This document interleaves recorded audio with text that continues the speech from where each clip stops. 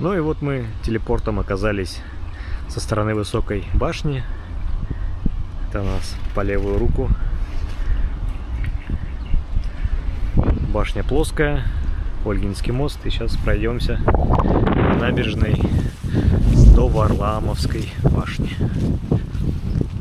Интересна она тем, что ее отреставрировали, восстановили, но оставили часть стены не в камне, а делали из стекла.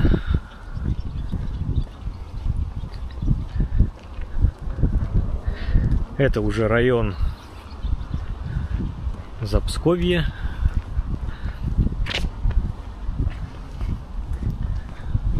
Так, интересно, я сейчас сюда забегу, просто посмотрим, где мы через эти ворота окажемся. Оказываемся уже во внутренней части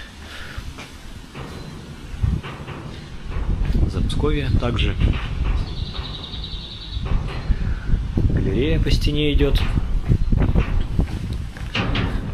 Высокую башню и Варламовскую можно посетить с экскурсией в любом из направлений, или из Варламовской в высокую, или с высокой башни на ней подняться и пройти между башнями. Там также есть макет на этой части стены, восстановленный по каким-то там чертежам, гравюрам, которые так или иначе остались, но были вывезены немцами при оккупации. И уже как вот тут один знающий человек сказал, что при восстановительных работах запрашивались вот эти все данные у, как говорится, зарубежных коллег.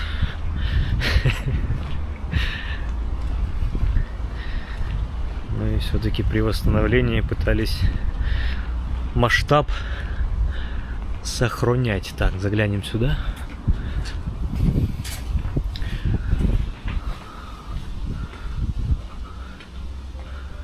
Ненадолго. Такой прям свежачок по реставрации, имеется в виду вот по цвету бревен. То есть они еще не успели посереть под ультрафиолетом.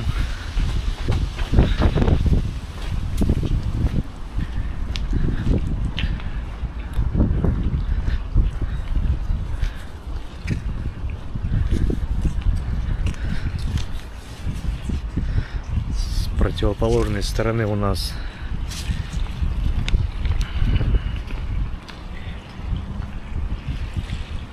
собор Иоанна Предтечи, в котором мы уже были.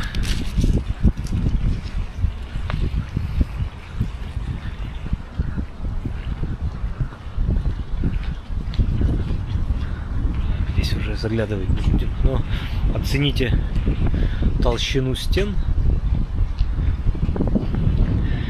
местами.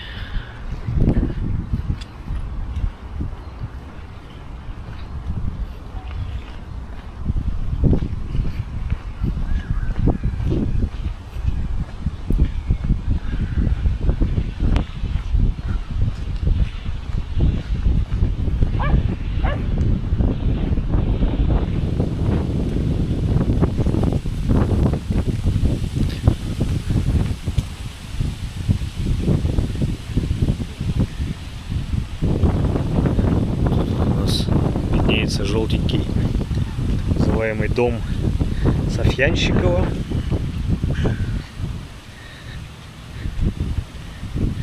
Видимо, какой-нибудь купец был.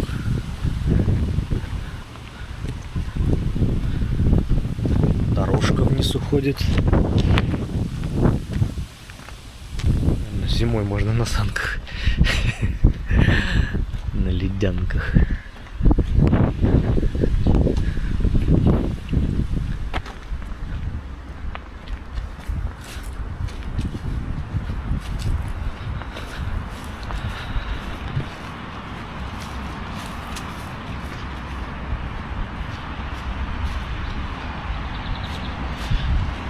здесь уже так называемая стена окольного города. Скажем так, это максимально, когда город расширялся, это вот в максимуме был крепостная стена построенная. Здесь у нас через дорогу руины Варламовского Захаба и чуть правее церковь Варлаама Хутынского.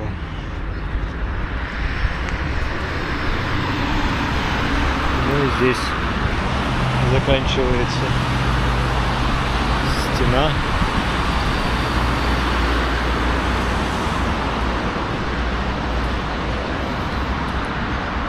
Ну и сейчас дойдем до входа в Варламовскую башню.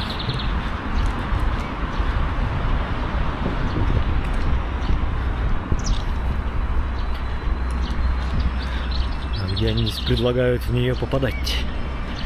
Здесь на стену зайти нельзя. Хотя можно было бы и через стену пройти. Ага, вот как. Вот тут можно на самом деле, наверное, оценить величину культурного слоя, что ли. Да, если это вот были ворота возможные въезда в город, то вот земли насыпало. Сами понимаете, сколько. Давайте я чуть-чуть загляну в ворота.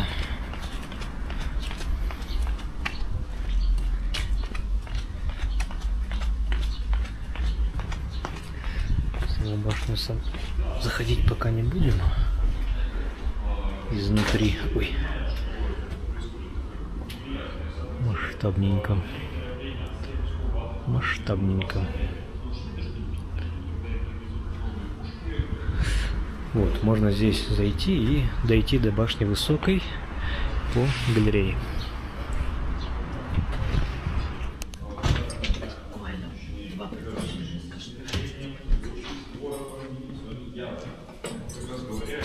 Это основание первой башни, которой в 1615 мы подошли шведы. Башня была разрушена, но шведы в город не были пущены. Хотя по истории тут почитается, пока до Пскова пошли, немного крутится. Повторюсь, псковичи их остановили. Посмотрите, как реставрировалась. Вот эта темненькая, это вторая башня Варламовская, вот выстроена попозже. Почитайте. И вот так для истории ее законсервировали. Будете подниматься на верхней ступеньке, голову вверх, не ударьтесь, пожалуйста, головой. 2 смотровых балкона, 2 выхода с первого, 2 выхода на стену. Вот сюда на отрезочек, ну а туда высокую башню. Из той башни есть там все, смотрите.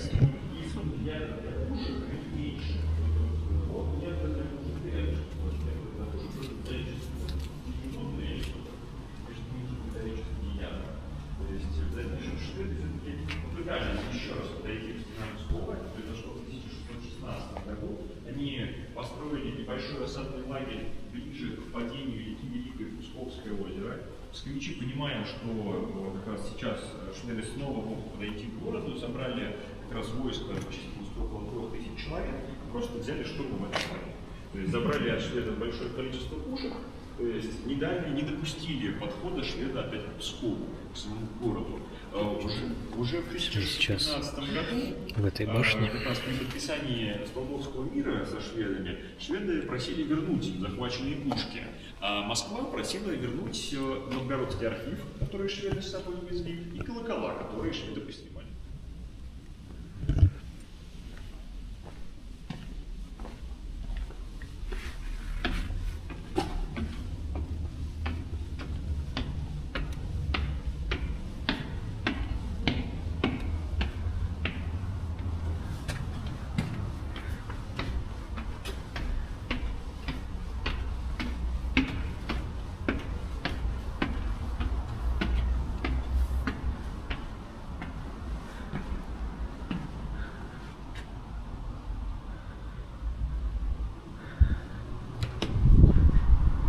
Здесь по этой галерее можно пройти до Высокой башни.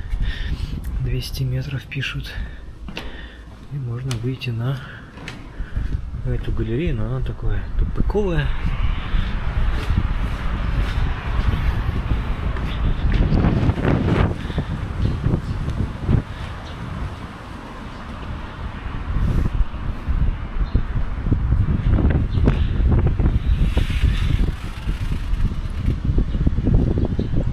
Не представляю, как они из этих бойниц стреляли.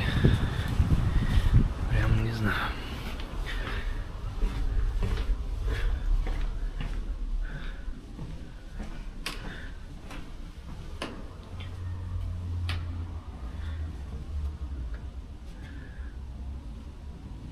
Башня восстановлена.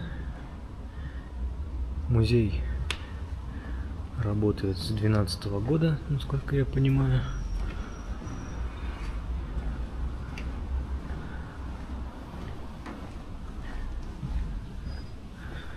Так, должен быть выход на 3-й ярус. Сейчас найдем.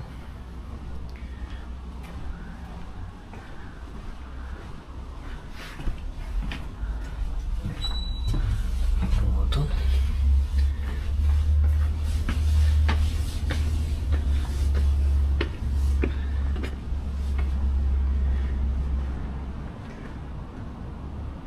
И это все из бревен сложено.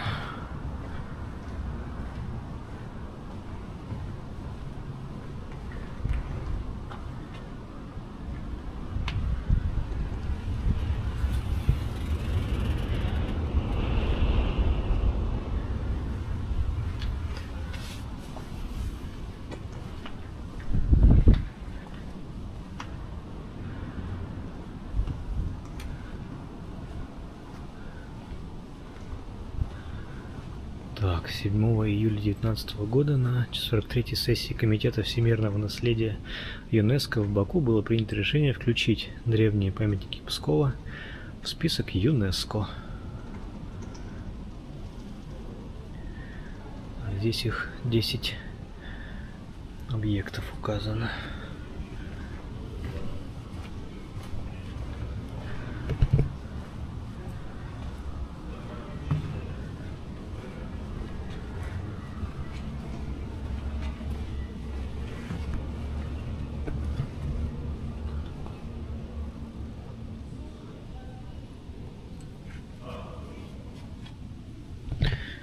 Ну что, сейчас спускаюсь на галерею и иду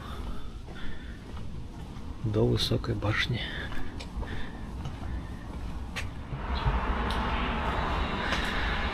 Выходим из Варламовской башни и можно пройти по галерее, по стене окольного города до башни Высокой.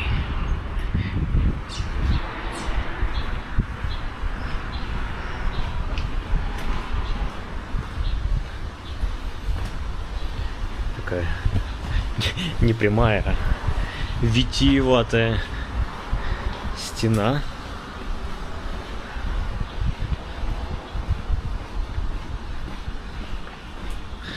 В самой стене вряд ли есть какие-то проходы. Максимум это только вот как здесь сейчас под нами можно через стену выйти на набережную.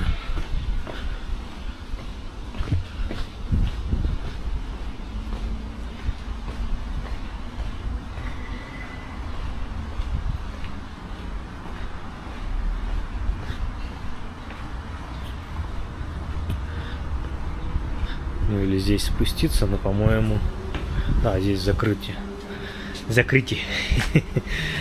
Калитки. Не выйти.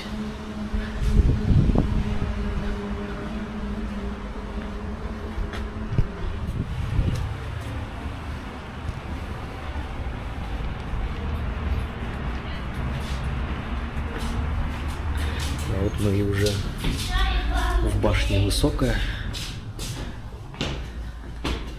Здесь так же, как и в плоской, сделан макет. Кстати, здесь уже макет не каменный, а деревянный. То есть первоначально, как оно было, возможно.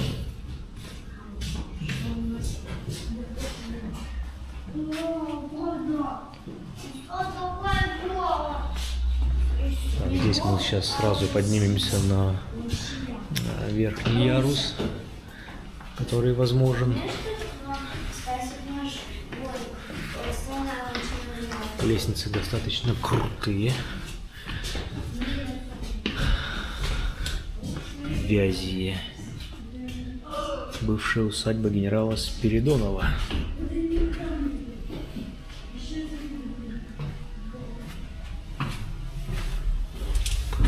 Так, опять тут вид на реку.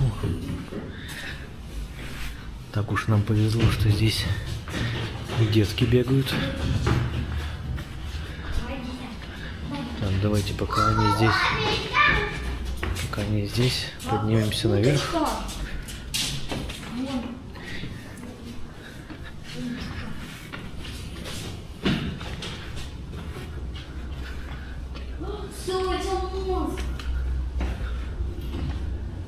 Все, и выше уже не подняться. Смотровой как таковой здесь нет. Хотя можно считать, что... Ой, тут нет, стекло есть. Просто отлично вытертое.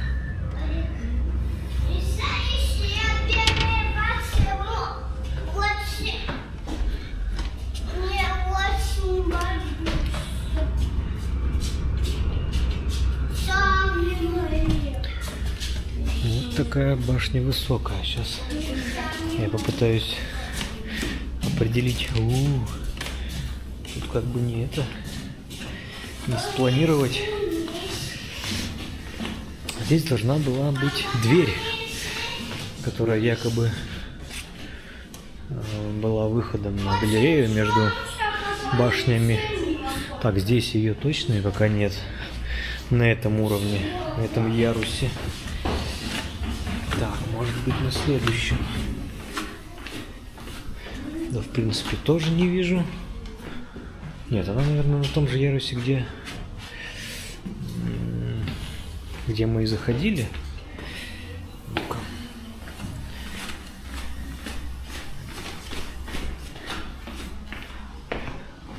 Да, вот, ну, вот это же дверка.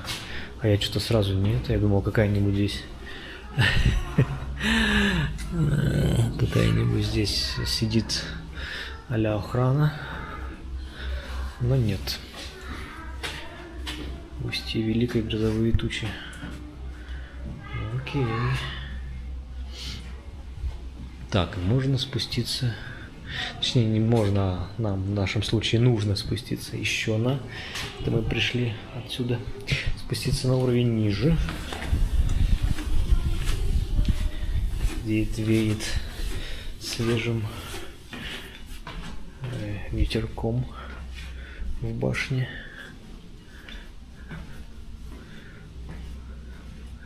Скорее всего, уже виднеются границы оригинальной стены и отреставрированной, восстановленной части.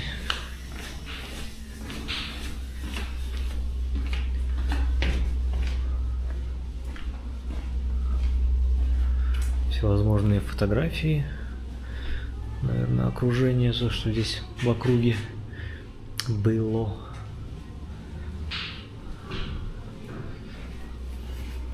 Ну и тут уже фундамент башни. Ну что, вот я и спустился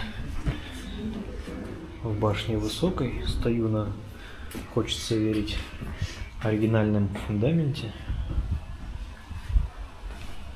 а не на восстановленном, плюс-минус новоделе, да? Ну и сейчас выходим уже в город, и скорее всего отрывками, ибо сами переходы от объекта к объекту не так здесь интересны. Ну, как получится. В общем, выдвигаюсь по городу.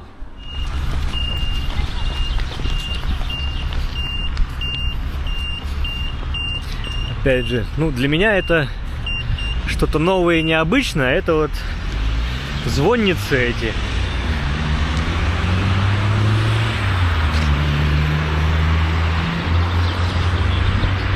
Открытого типа. Не колокольня, а звонница. Храм Воскресения Христова. Храм открыт. Можно посещать.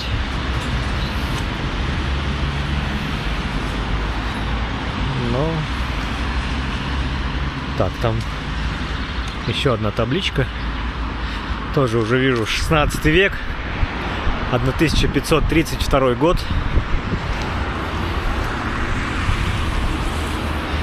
Памятник федерального значения.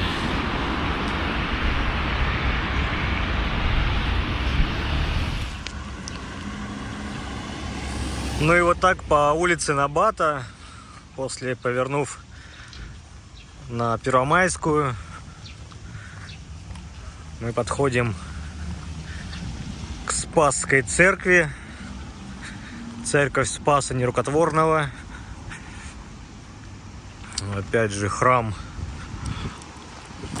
действующий, с такой уже классической звонницей.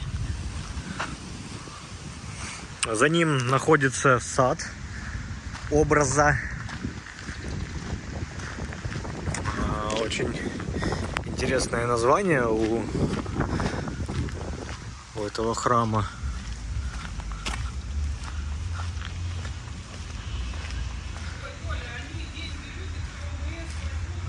Так, да, церковь нерукотворного образа на Запсковье.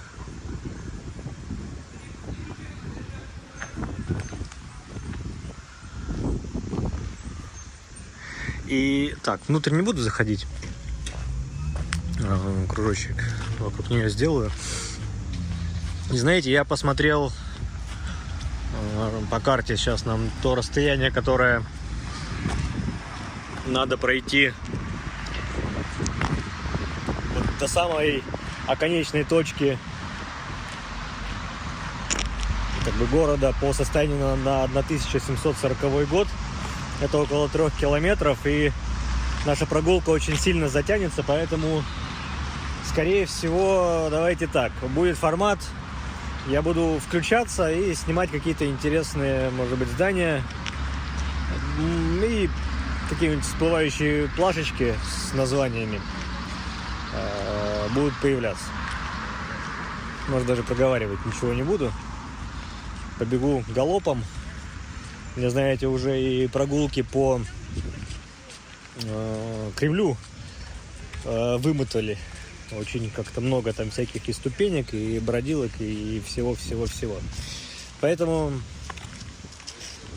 сейчас пойду к Троицкому мосту, опять же, мимо Кремля, и по Советской улице, по-моему, по Советской, пойдем к самой крайней башне.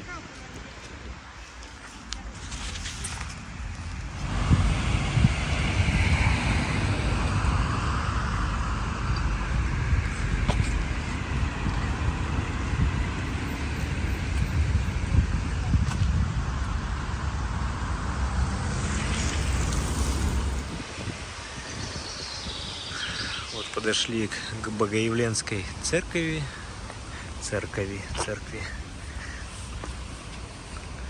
Внизу здесь парк Строитель. Я вижу множество велодорожек. И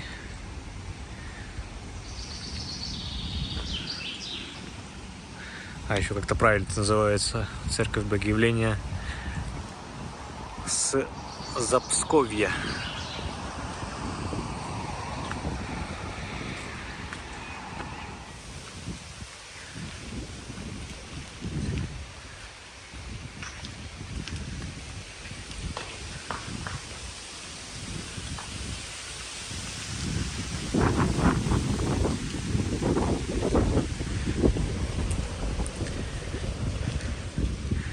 Здесь плотина на реке Пскове.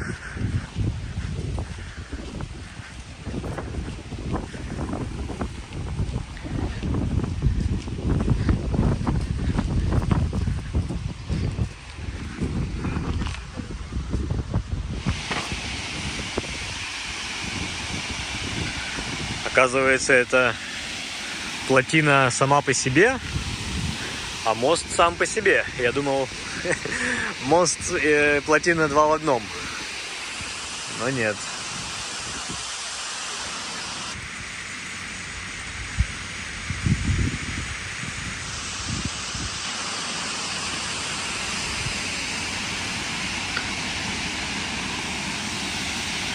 Такова река Пскова и плотина.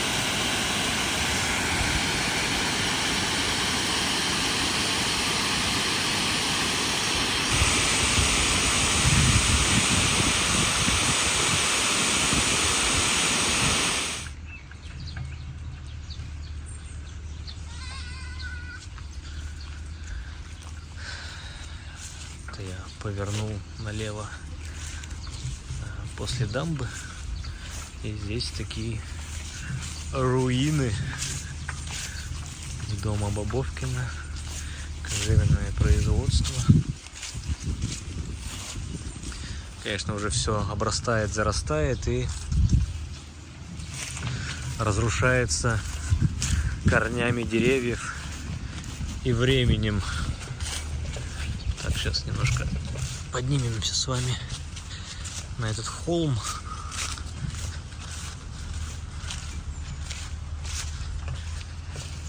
Тут какие-то продолжаются то ли руины, то ли это стена окольного города.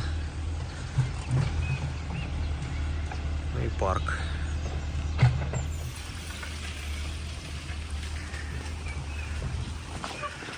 С противоположной стороны под такой крышей раньше были руины, но и сейчас руины. Была хлебопекарня, и вот взялись ее реставрировать на берегу реки. Но здесь парк продолжается.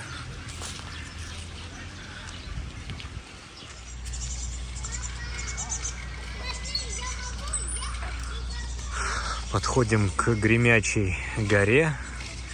У нас виднеется церковь Космодемьянская, святых Космы и Демьяна, да, или как? И Гремячая башня. По большому счету, ее сильно не восстанавливали. По крайней мере, стена крепостная слева-справа отсутствует.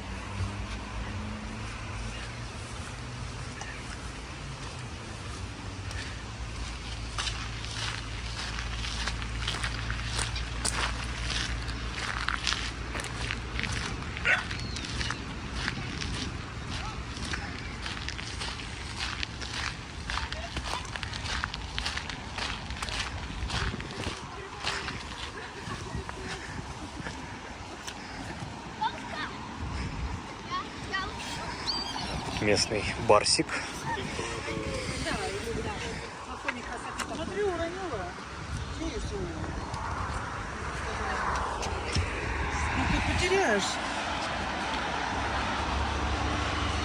Там через реку справа от моста немецкое кладбище.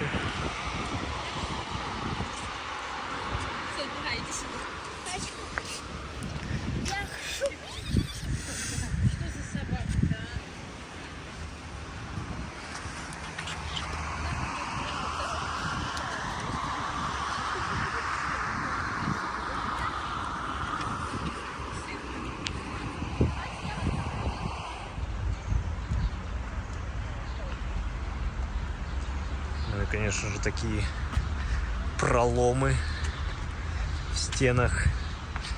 Местными жителями горячо и тепло встречаются и используются. И дальше парком ведут тропы. Башня Петровская.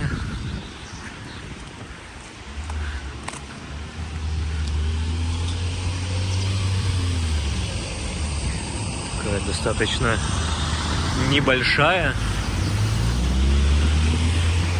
судя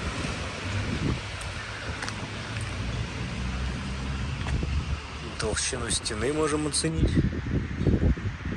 Поверху была галерея проходов. Ну а дальше вдоль стены, вдоль окольного города раскинулся парк аттракционов.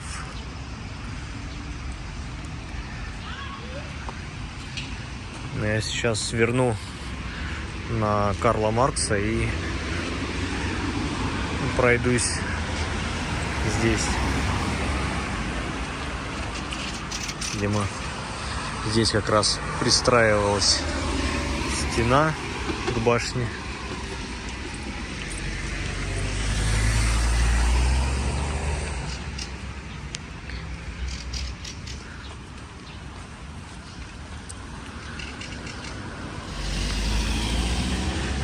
Ну и вот по Карла Маркса подходим, видимо, к месту, где в те времена был торг, торговая площадь, возможно, потому что в именах что этой церкви, что этой, все есть приписочка от торгу.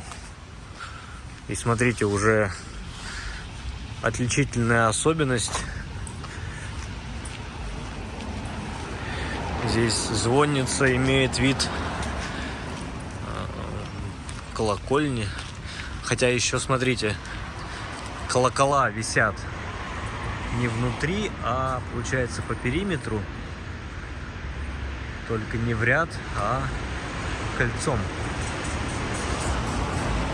Уже прогресс, уже развитие архитектуры и, возможно, влияние каких-то других культур.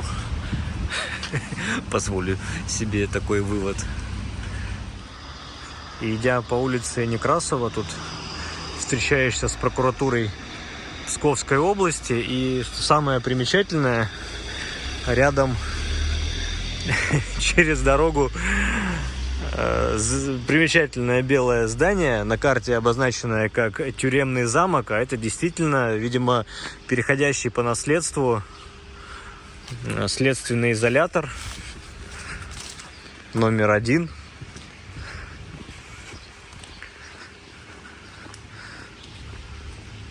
ФСИН обитает здесь. Все в нескольких рядах колючей проволоки, полагается. Вообще я хотел в один из храмов пройти, а оказалось, что из-за вот этого тюремного замка никак туда не попадешь. Двигаясь по Некрасово, встречаем здание с колоннами. Перед ним стоит В.И. Ленин.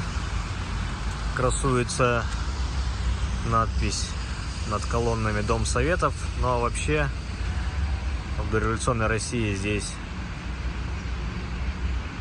и Дом кадетов был, ну и присутственные места.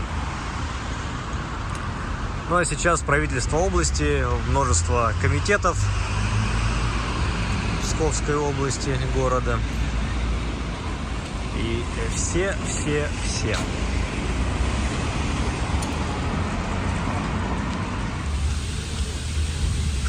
Парк культуры и отдыха имени Александра Сергеевича Пушкина. Такой замечательный фонтанелло С противоположной стороны через дорогу стоит памятник Александру Сергеевичу Пушкину вместе с няней, видимо. Но по правую руку у нас продолжается стена окольного города. Ну а сами мы уже находимся, как правильно, наверное, сказать, в посадской части. Посад. То есть здесь уже жили. То есть каждый раз, когда надстраивался очередная стена, расширялся город, административная часть города, селились за стеной. На посаде. Посаде. Господи. Ну, фонтан, конечно же. Социалистическое прошлое. С подсветкой. Слава богу, что работает. Ну и буквально за стеной я в одном из проломов сейчас перебежал. Церковь Сергия Залужья, 16 век. Ой, Залужье.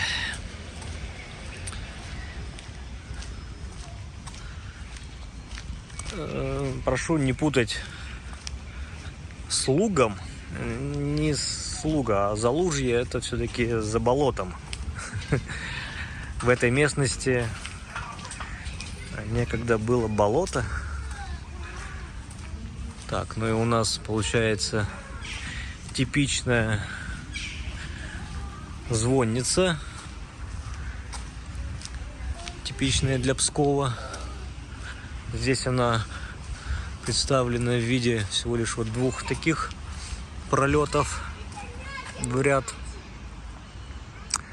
Вижу системы автоматизации, дергание языков, колоколов. Давайте забежим внутрь.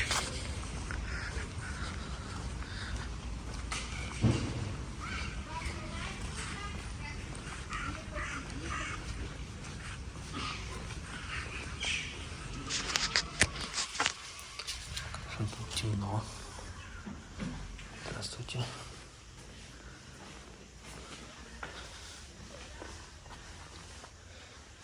Ой-ой-ой.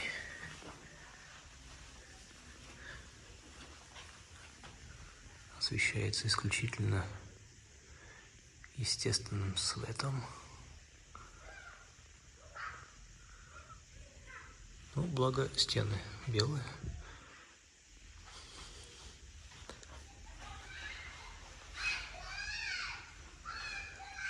Посветлее.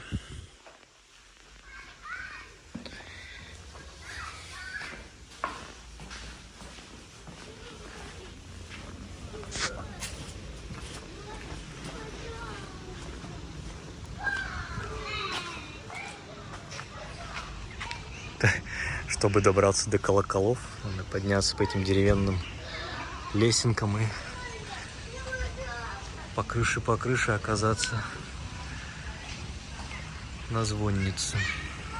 Ой, тут еще подвал есть. Отдельный вход.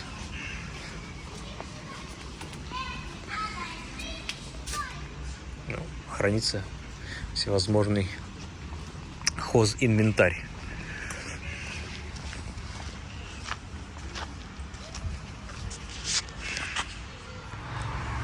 На карте исторических объектов был обнаружен дом масона. Ну, масон, скорее всего, это не род деятельности, а фамилия человека. Давайте подойдем, оценим. Там дом масона. Начало 20 век до 1908 года. Охраняется государством. А напротив его еще какой-то дом.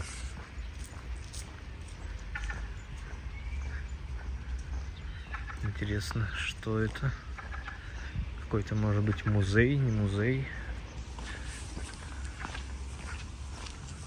Музейный комплекс, палаты у Соколей башни. Да, мы сейчас будем подходить к Соколей башне как раз. Ну и вот у нас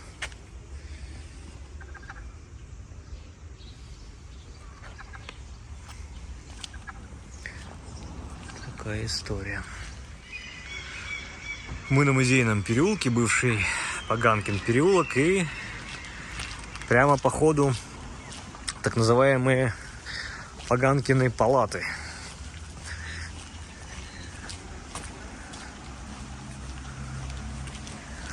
Палат мы по ходу я несколько проходил, подсниму только эти. Судя карте, сейчас там находится экспозиция икон, музей икон.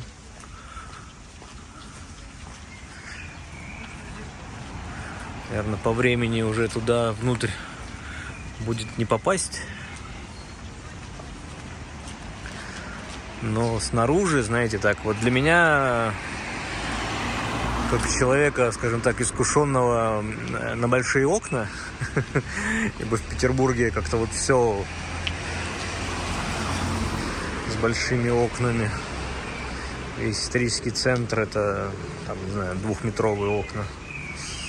То есть здесь в то время, во-первых, и хаотичность окошек. Это вот напоминает прорубленные окна в стенах Брандмауэрах где-нибудь на Петроградской стороне. Тут они еще и со ставнями, что добавляет экзотичности окружению.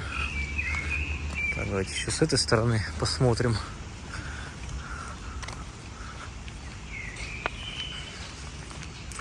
На стенах виднеются, видимо, это следы реставрации. Может быть, изначально так строили, такие стяжки в стенах.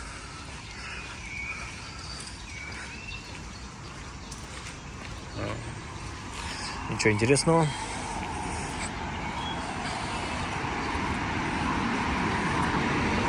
Здесь предполагалось, видимо, что-то уберечь от внешних воздействий окружающей среды и жизнедеятельности человека, но случилось так, что просто все запотело и не видно. Вот Поганкины палаты, 17 век. Ну и здесь мы уже внутрь не попадаем. Да, все закрыто, к сожалению. Внутренний двор недостижим. Долго гулял, долго шел. И сейчас, хоп, мы оказываемся рядышком по улице Некрасова, бывшей Губернаторской улице, руины палат Позноева. Тоже 17 век. И ныне здесь ресторан, поэтому во дворчик мы сможем зайти, оценить внутренний двор палат. Господи, даже я, наверное, зайду.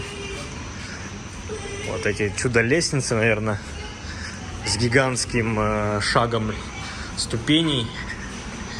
Хотя даже, знаете, в Псковском Кремле шаг ступеней и поболее был.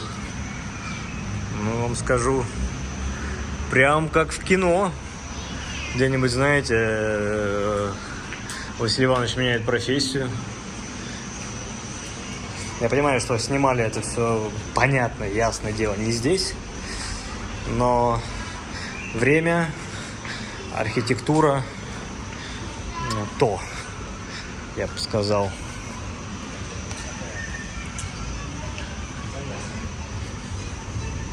На эту лесенку подниматься не буду. Как говорится, те же яйца, только в профиль. Ну и вот все окошки с этими ставнями. Все на крючках.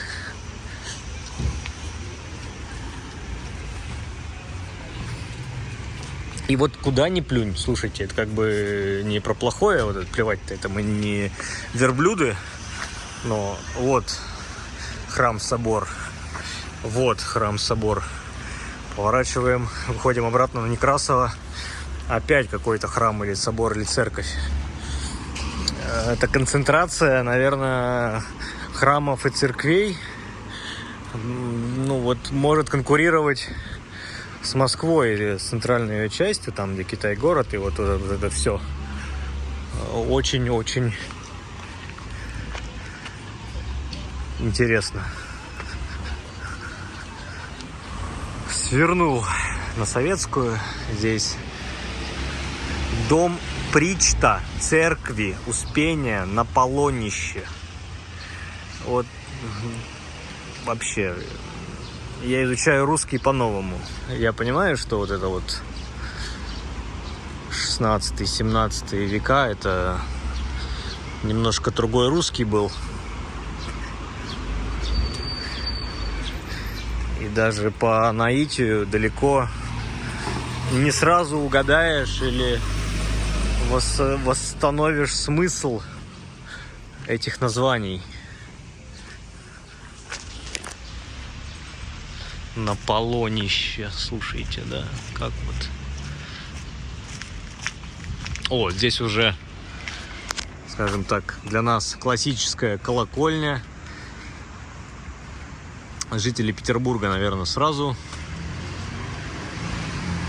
смогут похожую вещь мне назвать. Давайте в комментариях там напишем. Я дам маленькую подсказку. Район Коломны. Ну и такой портик. 19 век. Памятник архитектуры 19 века. Все понятно. А через дорогу у нас один из тоже, возможно, исторических таких объектов уже ныне не используется. Это вот прям по кадру у нас столб электрификации начала 20 века, там, конец 19-го, начало 20-го. Сейчас никак не используется. Эти изоляторы все пустые. Но сам столб железный. Где-то в Пскове, здесь во дворах есть уменьшенная копия Эльфовой башни. Дом 1855 года, например. Прям как в Петербургах. Хочу обратить внимание на то, что здесь все наименования улиц, они повторяются бывшими еще, видимо, дореволюционными названиями. Какие-то в 90-е годы названия улиц были возвращены, но вот те, что не были, дублируются историческими. Бывшая, да, Успенская. Это прекрасно. Я вот все двигаюсь, никак не могу дойти до Покровской башни, до самой большой из всех башен, которые были в крепостных стенах вокруг Пскова. Ну, уже тут рядышком, надеюсь. Я уже все ноженьки стоптал. Я тут уже все лавки сидел. Я тут, наверное, все кофе выпил. Ничего. Все преодолимо. Оказываемся у дома кузнеца. Что нам повторит вывеска? Дом жилой. Но на картах дом кузнеца указывается. Здесь я не понимаю, что это. Как будто бы какой-то, слушайте, это современный памятник, как будто современному человеку, но с палочкой. Ямщиков Сава. Посмотрю в интернете, уточню, что это.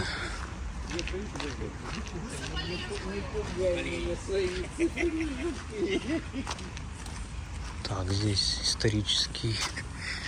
Справочку дают. Покровский комплекс. Покровская башня. Вот тут ее остатки на фотографии. Также здесь церковь прямо в углу.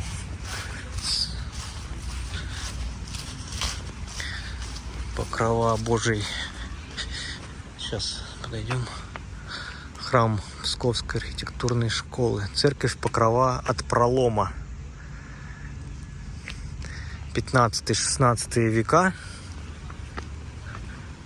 При желании, наверное, можно было бы подняться здесь и на стену.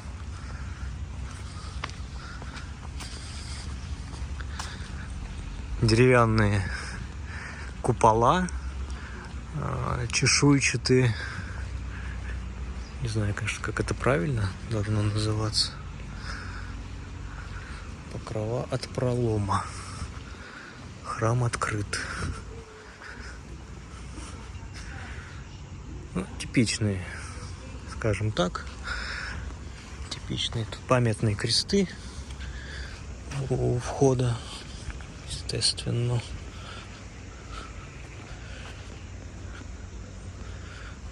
Ну и вот. А конечная цель нашего путешествия — это Покровская башня, самая большая, но как минимум она не в высоту большая, а в диаметре 90 метров.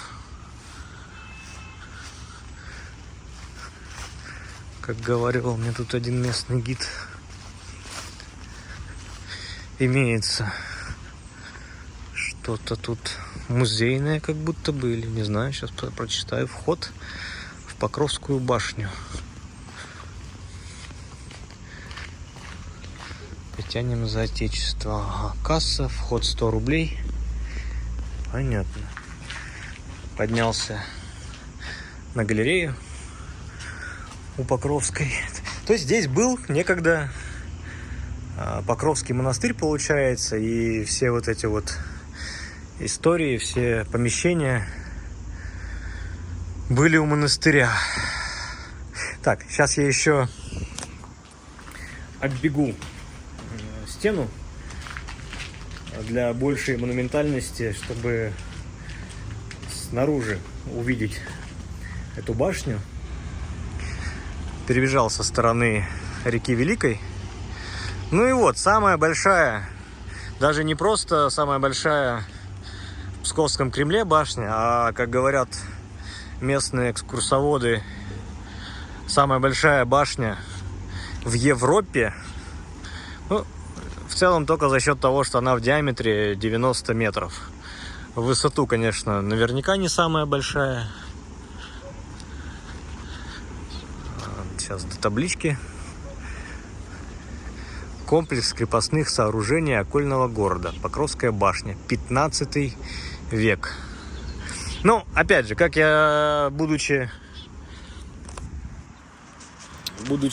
в самом Кремле, вам говорил, что это все восстановленное. Там была фотография, которую я показывал, приближая.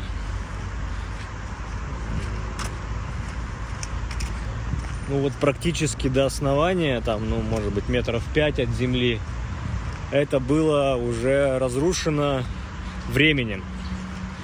Время не щадит ничего и никого, и без должного ухода и хозяина природа забирает свое, и все уходит в небытие.